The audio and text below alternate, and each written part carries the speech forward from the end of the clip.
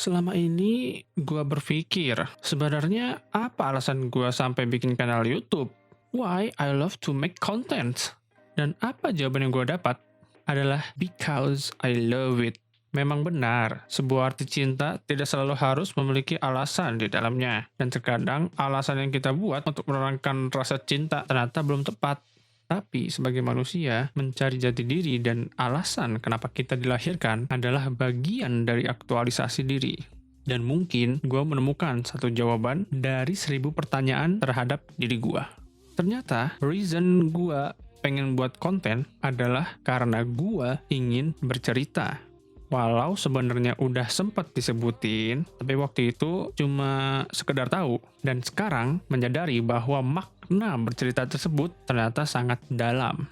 Sejujurnya, gue adalah tipe manusia yang banyak menggunakan imajinasi sebagai referensi alternatif untuk memecahkan masalah di kehidupan. Daya hayal yang gue gunakan ini sebenarnya tidak 100% dijadikan pokok pembuat keputusan, karena hasil yang didapat pasti tidak akan realistis. Logika tetap digunakan sebagai pemegang kendali dan mengkritisi referensi alternatif tersebut. Dengan beberapa referensi tersebut tidak dapat digunakan atau diterapkan di dunia nyata, maka referensi tersebut tersimpan di bank ingatan gua.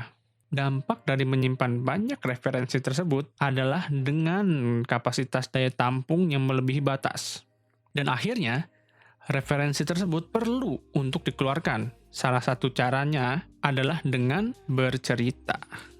Bercerita bisa lewat medium apa saja, melalui verbal maupun non-verbal. Dan bagaimana cara seseorang menceritakan sesuatu memiliki gayanya tersendiri. Sehingga tidak aneh jika kita sering mendengarkan cerita yang sama, namun tetap tertarik untuk mendengarkannya.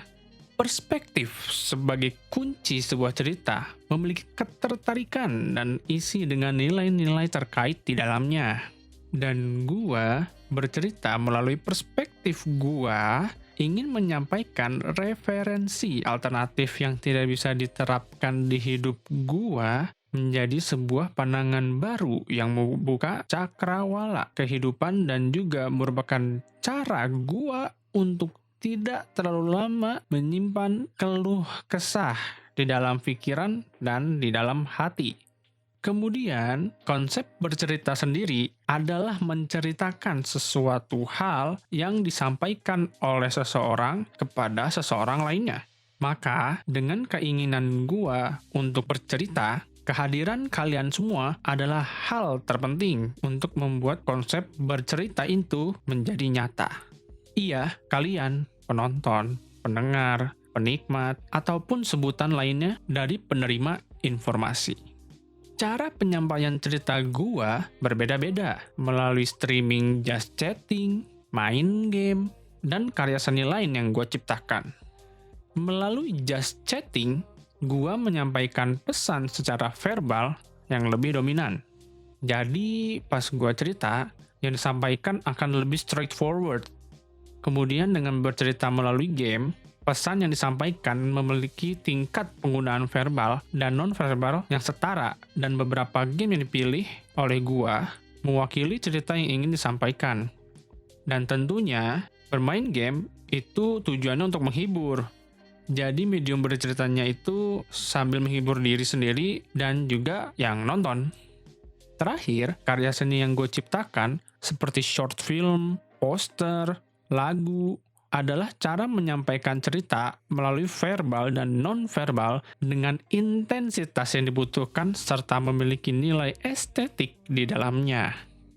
Karena adanya sebuah kepuasan sendiri jika ada orang yang paham dengan apa yang ingin gua sampaikan tanpa memberikan pesan secara jelas dan nyata. Ya, it's because I love mystery. Dengan diawali ketidaktahuan, kemudian proses pencarian, trial dan error, sampai di titik berhasil memecahkan misteri tersebut adalah kepuasan bagi gua sendiri. I proud to myself because I can solve this mystery. Dan selayaknya misteri itu sendiri, masa depan adalah hal yang tidak kita pernah tahu ke depannya seperti apa. Dan 2023 ini, gua harap banyak lagi cerita yang bisa gue sampaikan kepada kalian semua. Terima kasih dari gue karena ada kalian. Cerita ini bisa menjadi nyata. Karena kehadiran kalian, cerita ini bukanlah sebuah bualan, namun kenangan. Karena kenangan adalah memori berharga yang akan selalu teringat sampai kapanpun. Semoga cerita gua dapat memberikan pengaruh positif yang lebih banyak dibandingkan dampak negatif.